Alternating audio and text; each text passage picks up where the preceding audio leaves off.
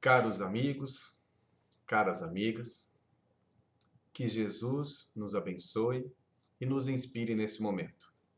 Mais uma vez, nosso Centro Espírita Cuiabá, que agora em fevereiro acaba de fazer aniversário novamente, no dia 24, uma das casas espíritas mais antigas do Brasil, e que ao longo desse tempo todo, uma casa secular, vem realizando seus trabalhos, promovendo o ser humano por meio do conhecimento, do estudo e da prática dessa doutrina cristã que é o Espiritismo, que é a doutrina espírita.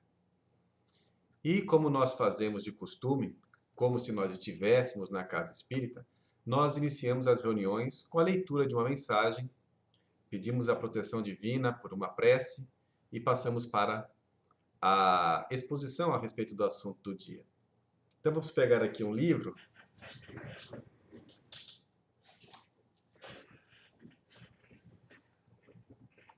Nós temos aqui o livro Nosso Lar. Aliás, Pão Nosso. Nosso Lar é outro livro. Nós temos aqui o livro Pão Nosso, que nos traz aqui uma mensagem. Enquanto isso, vamos lá. Vamos abrir ao acaso. O livro Pão Nosso, do Espírito Emmanuel, psicografia do nosso amado Chico Xavier. Vamos ver aqui qual vai ser a lição. Capítulo 56. Êxitos e insucessos. Começa com um trecho da carta de Paulo aos Filipenses, capítulo 4, versículo 12, que diz assim, abre aspas, sei viver em penúria e sei também viver em abundância. Fecha aspas. Comentário de Emmanuel. Em cada comunidade social existem pessoas numerosas, demasiadamente preocupadas quanto aos sucessos particularistas, afirmando-se ansiosas pelo ensejo de evidência. São justamente as que menos se fixam nas posições de destaque, quando convidadas aos postos mais altos do mundo, estragando desastradamente as oportunidades de elevação que a vida lhes confere. Os danos da ansiedade e da precipitação nessas pessoas que ansiosamente buscam por essa evidência. Prossegue. Quase sempre, os que aprenderam a suportar a pobreza é que sabem administrar, com mais propriedade, os recursos materiais. Por essa razão, um tesouro amontoado, para quem não trabalhou em sua posse, é muitas vezes causa de crime, separatividade e perturbação. Pais trabalhadores e honestos formarão nos filhos a mentalidade do esforço próprio e a cooperação afetiva, ao passo que os progenitores egoístas e descuidados favorecerão nos descendentes a inutilidade e a preguiça. Paulo de Tarso, na lição à Igreja de Filipos, refere-se ao precioso imperativo do caminho no que se reporta ao equilíbrio, demonstrando a necessidade do discípulo quanto à valorização da pobreza e da fortuna, da escassez e também da abundância. O êxito e o insucesso são duas taças guardando elementos diversos que, contudo, se adaptam às mesmas finalidades sublimes. A ignorância humana, entretanto, encontra no primeiro o licor da embriaguez e no segundo identifica o fel para a desesperação. Nisto reside o erro profundo, porque o sábio extrairá na alegria e da dor, da fartura e da escassez, o conteúdo divino. Na riqueza ou na pobreza, somos convidados a buscar primeiro as leis de Deus e a sua justiça, o desenvolvimento pessoal, humano, o desenvolvimento das virtudes, o crescimento, a nossa reforma íntima para melhor. Vamos orar? Senhor Jesus, benfeitor, amigo, que nos conhece tão bem a cada um, na condição de ovelhas do seu rebanho.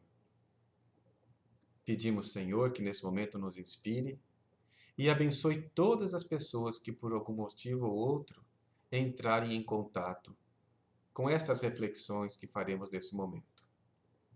Pedimos, Senhor, que abençoe esses lares, essas pessoas e suas famílias.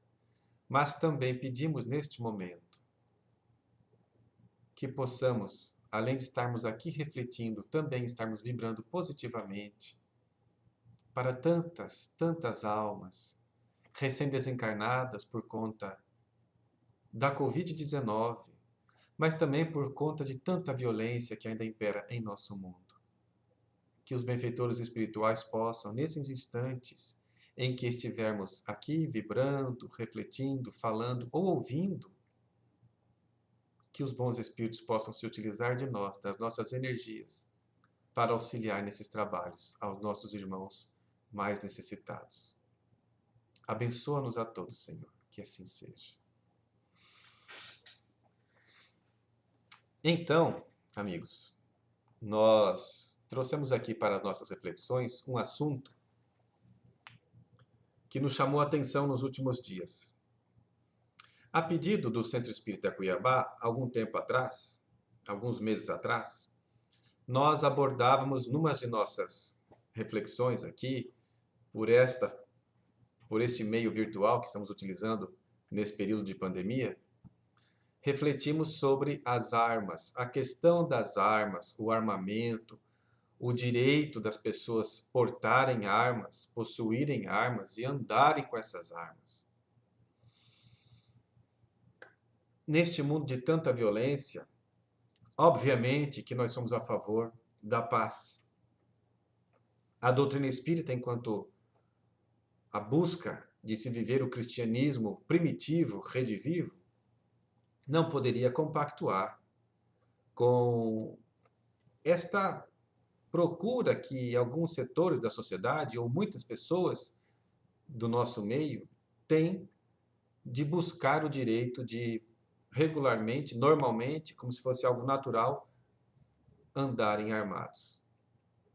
E dizendo muitas vezes que o trânsito mata mais do que as armas de fogo. E nós refletimos que quando uma pessoa busca um carro, adentra-se nele, tem por finalidade um transporte, uma locomoção e não uma violência, ainda que muitos façam de seus veículos como se fossem verdadeiras armas, mas a finalidade do veículo não é matar, ao passo que as armas de fogo só servem para isso. Nós somos a favor da vida em todas as suas finalidades, do direito, em toda a sua plenitude. Então, naturalmente, algum tempo atrás, como nós falávamos, defendemos aqui a ideia de que não vale a pena armar, porque a arma, no momento inadequado, pode virar uma tragédia. Além de que muitas pessoas não têm capacidade psicológica e emocional para portarem armas, e isso nós vemos constantemente nas notícias, nas postagens nas redes sociais, como recentemente vimos aí um vídeo de uma pessoa no trânsito agredindo um outro motorista com socos e depois mostrou que estava armado e foi filmado. Infelizmente, era uma pessoa que, em tese, deveria ter, pela sua formação, pela sua profissão de policial, deveria ter equilíbrio emocional. Não estamos com isso criticando os policiais, ao contrário, devemos muito aos policiais. E não é porque existe um ou uma minoria de policiais equivocados na sua vida particular que todos devam ser mal vistos e condenados, de forma alguma. Mas o que nós queremos dizer é que é importantíssimo que todas as pessoas que têm direito de portar armas passem por constantes processos de avaliações justas, técnicas psicológicas e emocionais. Estamos falando disso porque, recentemente, um grupo de deputados e senadores, deputados federais e senadores da República, se reuniram para, junto ao governo federal, pleitear que não fosse permitido a ampliação, não fosse permitida a ampliação do direito de portar armas, de comercializar armas e munições como se isso fosse algo normal. Este grupo de deputados que teve essa atitude é conhecido como a ala evangélica no Congresso Nacional. São deputados federais e senadores da República que se colocam, que assumem a religião evangélica, que para alguns pode ser chamado de protestante, historicamente. O fato é que todas as igrejas que sigam o Evangelho de Jesus, e não são da Igreja Católica, que não assumem o sacerdócio e as regras da Igreja Católica, as igrejas reformadas, as igrejas pentecostais, a Assembleia de Deus, as igrejas batistas, presbiterianas, enfim, evangélicas, adventistas, essas igrejas, os seus frequentadores, os seus adeptos, como eleitores e cidadãos que são, elegem, votam em deputados e senadores que assumiram no Congresso Nacional essa postura de uma ala evangélica. E, ao contrário do que vinha acontecendo no passado, essa ala evangélica, agora com mais coragem, com uma postura mais cristã, veio a público, mas também veio organizadamente perante os órgãos constituídos, apresentar um documento dizendo que são contra o ato governamental que ampliava o direito de portar armas e comprar mais munições, porque, segundo estes políticos, essa postura é contra os seus ideais cristãos, porque Jesus pregou a paz, o amor, a fraternidade e a compreensão, e não a ampliação da violência. Vejamos que situação interessante, porque são políticos eleitos por diversas pessoas, muitas delas que são das suas mesmas religiões, e hoje essas pessoas vêm assumindo a posição de cristãos, trabalhar justamente em ideais que nós todos temos, que são os ideais da vida, da paz, da concórdia. Falar desse assunto num ambiente espírita tem sido durante muito tempo um tabu.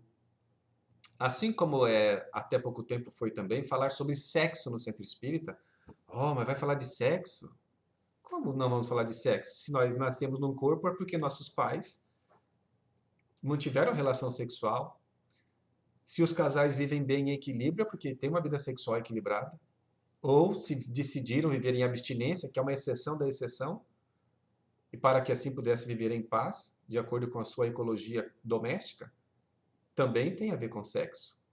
Então, temos sim o dever moral de falar sobre os assuntos da sexualidade, da homossexualidade. Temos sim que falar sobre educação. E não há como vivermos em sociedade sem falarmos em política, o que é diferente de fazer política partidária de direita, de esquerda, de centro. Não é isso que nós estamos falando. O que nós estamos falando e refletindo respeitosamente é que todos nós somos seres políticos. Nós, espíritas, temos causas a defender. Nós defendemos a vida contra o abortamento das gestações, contra o aborto, porque sabemos que ali existe uma vida humana já. Ainda que o feto esteja em formação, já existe vida, cientificamente comprovada, e o espírito já está vinculado ao corpo, desde que ocorre a nidação, desde que o óvulo fecundado se fixe na parede intrauterina. Nós não somos favoráveis ao suicídio, ao contrário, valorização da vida sempre. Nós, espíritas, não somos favoráveis à pena de morte.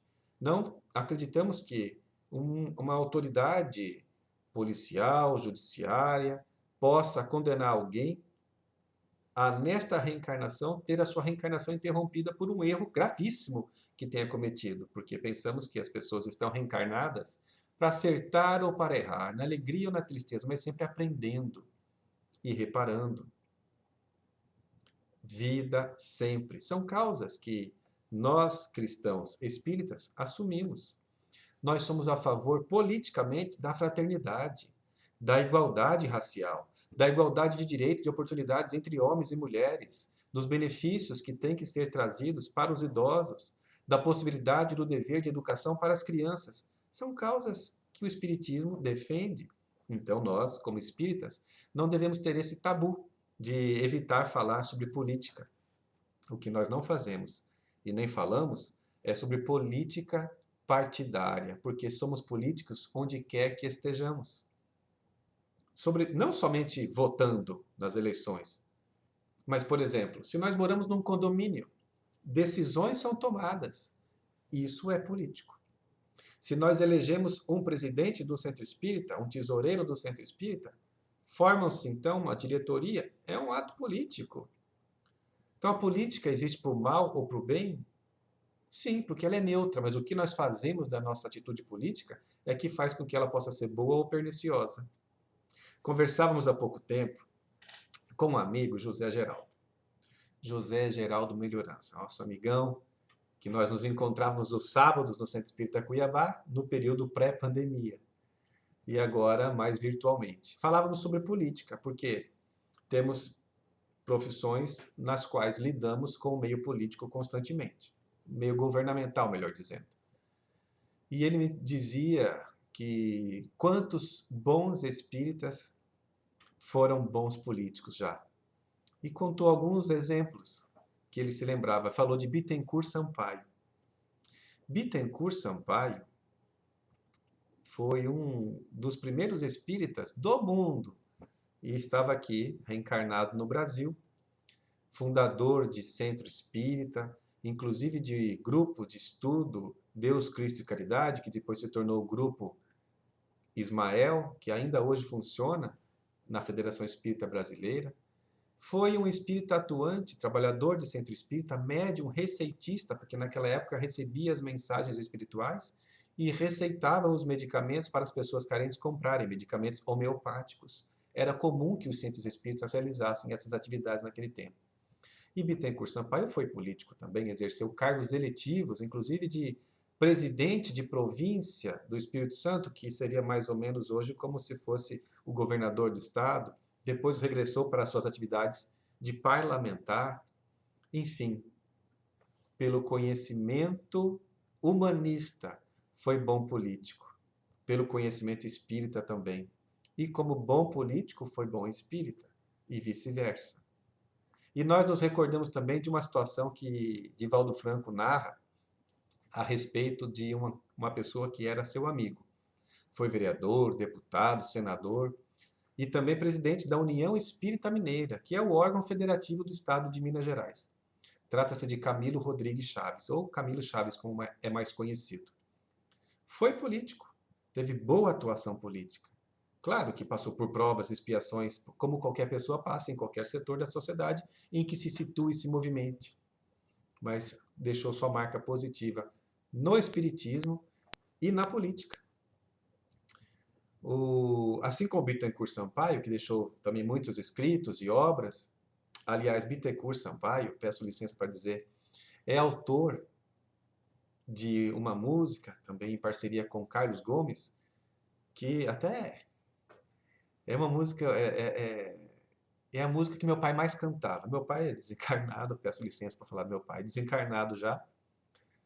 E uma vez depois de uma cirurgia que ele fez para a retirada de um tumor cerebral, 1 ano e meio antes da sua desencarnação, ele estava em recuperação, eu falei para ele, vou colocar a música que você mais gosta. Ele falou, qual é? Aí eu cantarolei e ele chorou de emoção, porque realmente era a música que ele cantava todas as manhãs. Chama-se Quem Sabe. Tão longe de mim distante, onde está? Onde está teu pensamento? É a letra da música de Bittencourt Sampaio. Então, assim como Bittencourt Sampaio também foi um poeta, Camilo Chaves também deixou na sua vida, na sua trajetória, marcas luminosas para aquelas pessoas que seguiam-no, que acompanhavam. E ele, como médium, ele foi escritor também de livro. E tem um livro que ele escreveu durante longos anos, quase 10 anos, que narrava a história de Semíramis, uma rainha da época antiga da Babilônia.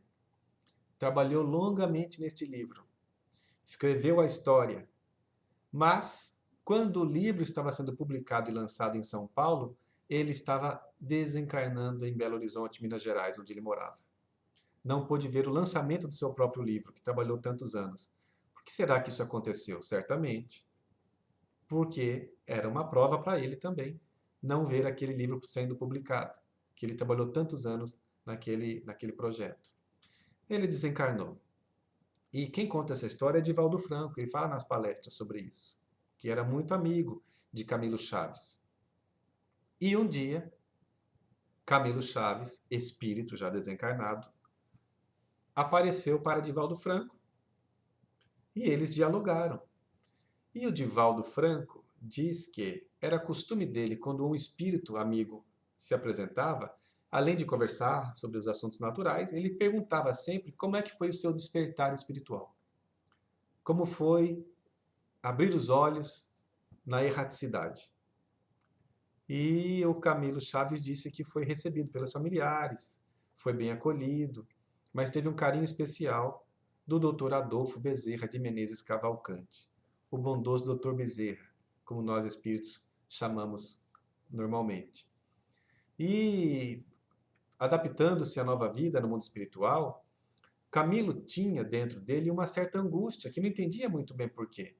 Tinha vivido uma vida regular, com êxitos, com insucessos, mas fazendo o seu melhor, seja na vida espírita, seja na vida espírita política, seja como um político espírita, seja na sua vida familiar, mas ele tinha uma angústia que não sabia dizer de onde vinha. Então, após certo tempo, o Dr. Bezerra de Menezes pôde dizer: Camilo, o que você tem é um sentimento de alguma coisa que ainda existe por ser reparada, trabalhada. E foi mostrado a Camilo Chaves que, há muito tempo atrás, na época da Babilônia, ele era um rei impiedoso, que não tolerava o erro. Era um rei extremamente cruel, tendo inclusive criado instrumentos de tortura para violentar aquelas pessoas que por algum motivo ele entendia que mereciam castigo. Inclusive ele fez um instrumento que era uma lança com duas pontas, porque um dos castigos que se aplicavam na época era cegar os olhos. Então, quando cegava um olho, demorava muito até poder cegar o outro. Olha só, quanta crueldade. Então, ele criou uma lança com duas pontas para cegar os olhos dos escravos desobedientes, dois olhos ao mesmo tempo. E ele conseguiu, com isso, gerar muito ódio, dissensões, raiva, rancores, e todas essas pessoas pensando e agindo e criando fluidos negativos em relação a ele. Séculos e séculos depois, ele ainda sentia esse impacto, porque muitos desses espíritos estavam ainda em zonas de sofrimento no mundo espiritual. E ele sentia toda essa angústia por ter sido ele, de alguma forma, corresponsável por tudo aquilo que tinha acontecido. Então, ele narrou isso a Divaldo Franco, e explicando que a sua relação com a Babilônia, a história da rainha Semíramis, vem desse tempo. Por isso ele escreveu esse livro. Mas tinha ainda, naquele tempo, conseguido angariar inimigos, de acordo com aquilo que ele fez.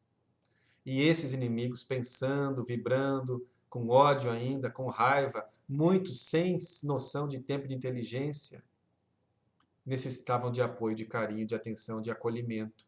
E os benfeitores espirituais disseram isso para ele. E ele, de alguma forma, tinha a intenção de procurar ajudar essas pessoas. Ele tinha essa necessidade, ele buscava isso dentro de si para, inclusive, acalmar esse sentimento de algo mal resolvido que trazia dentro dele mesmo. Então, procurando Divaldo Franco, ele disse: Divaldo, os benfeitores espirituais me disseram que eu poderia pedir ajuda, porque eu fiz muitos amigos na Terra enquanto estava encarnado em minha última encarnação. E um dos grandes amigos que eu fiz foi você. E como eu sei que você, na sua instituição, a Mansão do Caminho, acolhe pessoas sofredoras, inclusive de pessoas carentes, eu gostaria de pedir se você poderia receber alguns desses espíritos na condição de filhos meus espirituais, que eu vou cuidar deles espiritualmente, mas eles precisam reencarnar. Você poderia receber pelo menos alguns, 8 ou 10, combinaram assim, e Divaldo aqueceu. Como bom político que Camilo Chaves era, levou esse assunto a Divaldo Franco e eles dois entraram em entendimento. Então Divaldo conta que quando eram certos meninos, meninas, bebês, todos eles de afrodescendência, de pele negra, abandonados, doentes, alguns comidos por formigueiros, por formigas, abandonados na porta da Mansão do Caminho. Divaldo Franco, quando acolhia aquelas crianças, Camilo se apresentava, ele sabia que era um dos babilônios, espíritos da Babilônia reencarnados em Salvador, na Bahia, acolhidos por Divaldo Franco e protegidos espiritualmente pelo político espírita Camilo Rodrigues Chaves. O amor reparando a dor do passado.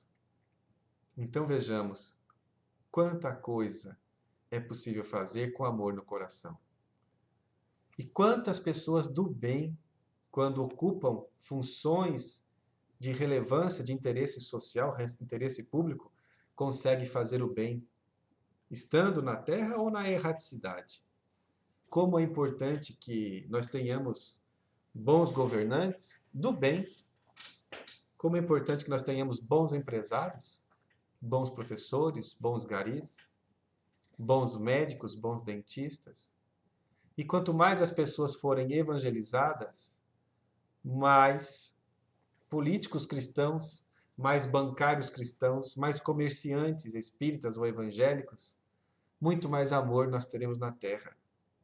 Não importa, não importa o rótulo, seja de espíritas, seja de evangélico, seja de católico, seja de budista, de umbandista, não importa. O importa é o que nós estamos fazendo da nossa vida.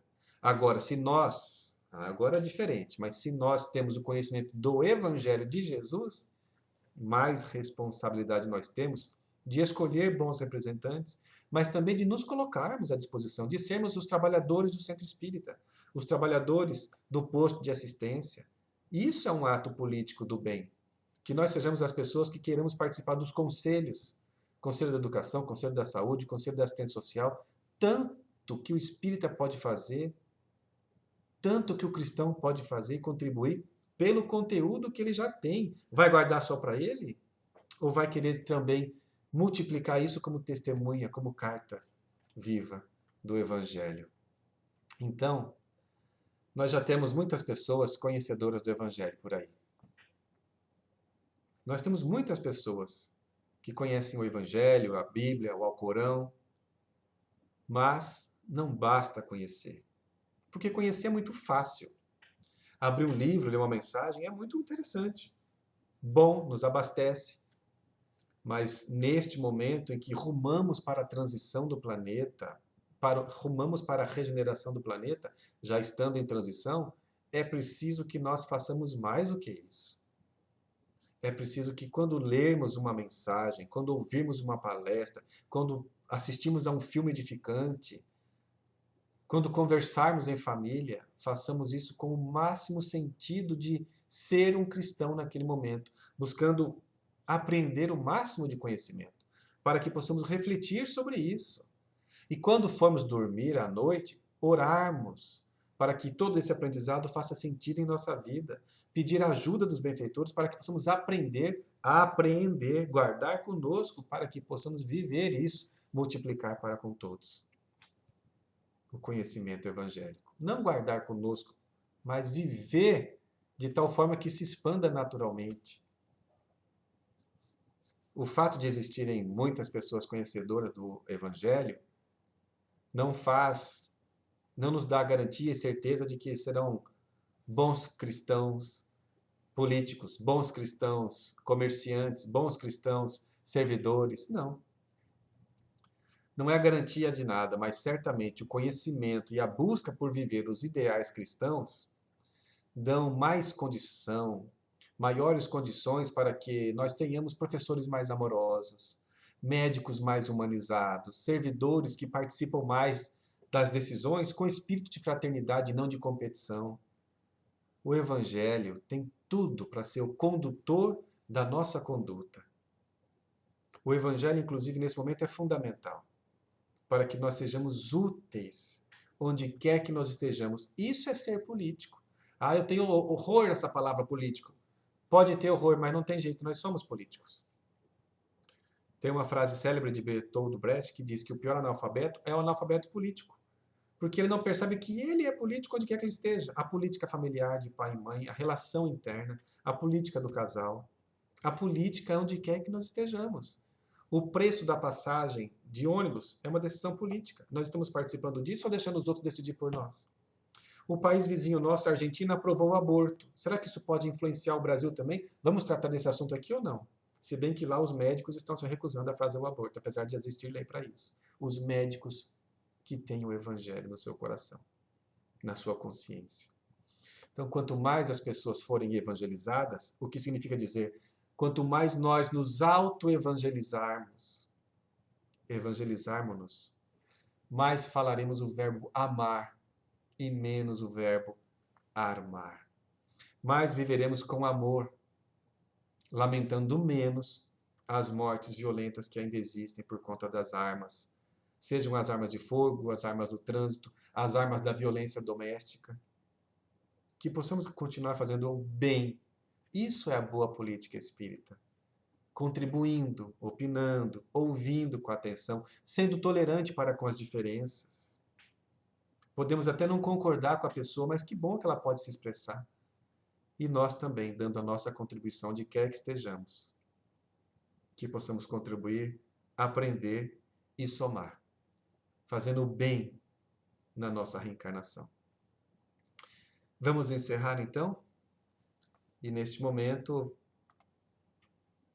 já aqui com 32 minutos, vamos pedir, propor que todos nós que estamos aqui participando dessa transmissão, ouvindo, que todos nós possamos nesse momento orar com todo o nosso carinho, com todo o nosso amor, pedindo, agradecendo, louvando, mas com toda a nossa sinceridade de coração.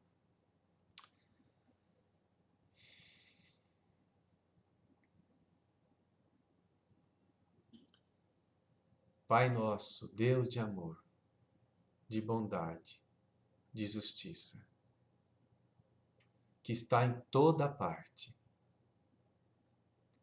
em todo o universo. Pai que nos cuida, que nos ama, que nos acolhe, que nos oportuniza. Seja feita a tua vontade, Senhor. Assim na terra, como em todo o universo.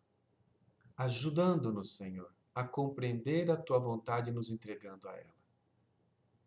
O pão nosso de cada dia, que nos dai hoje, Senhor, que possa ser o pão de amor, não somente o pão da saúde, do trabalho, do alimento físico, mas ajuda-nos, Senhor, a nos alimentarmos do Evangelho, dos bons livros, das boas mensagens, dos bons exemplos. Santificado seja o teu nome, Senhor. Santificado pelo nosso esforço de vivermos o bem. Senhor, perdoa as nossas ofensas, assim como buscamos perdoar aos nossos ofensores. Ajuda-nos, Senhor, a viver o perdão, ainda que não seja fácil, mas com exercícios, sabemos que conseguimos com seu apoio, Senhor. Não nos deixes cair diante de tantas tentações de todas as áreas que estão às nossas frentes. Não nos deixe cair na tentação do desânimo, da vontade de fugir, de desistir, de cair em depressão. Ajuda-nos, Senhor, livrando-nos do mal. Desse mal que trazemos ainda dentro de nós, necessitando ser olhado, observado, conhecido, acolhido e transformado em bem transformando os vícios, as paixões, em virtudes, em luz. Abençoa, Senhor, todos nós espíritas, todos nós cristãos, mas também pedimos por aqueles que não têm religião, ou mesmo por aquelas pessoas que, cegas, praticam o mal e buscam o prazer com isso. Sabemos que um dia ou outro despertarão também. E pedimos, Senhor, nos ajude a sermos pessoas do bem, onde quer que estejamos. Que possamos fazer a análise de nossas atitudes e, com a ajuda dos benfeitores espirituais, sermos bons cristãos, bons espíritas. Abençoa, Senhor, os templos religiosos, os centros espíritas, as igrejas. Abençoa, Senhor, os órgãos do poder executivo, da justiça, os parlamentares. Abençoa nosso país, Senhor. Abençoe as Américas, todos os continentes. Abençoa, Senhor, a nossa terra. Que os benfeitores espirituais possam contar com a nossa boa vontade, com as nossas orações também, para auxiliar nesse momento tão grave de pandemia. Obrigado, Senhor. Que assim seja. Fica aqui a nossa gratidão pela oportunidade, desejando a todos muita paz.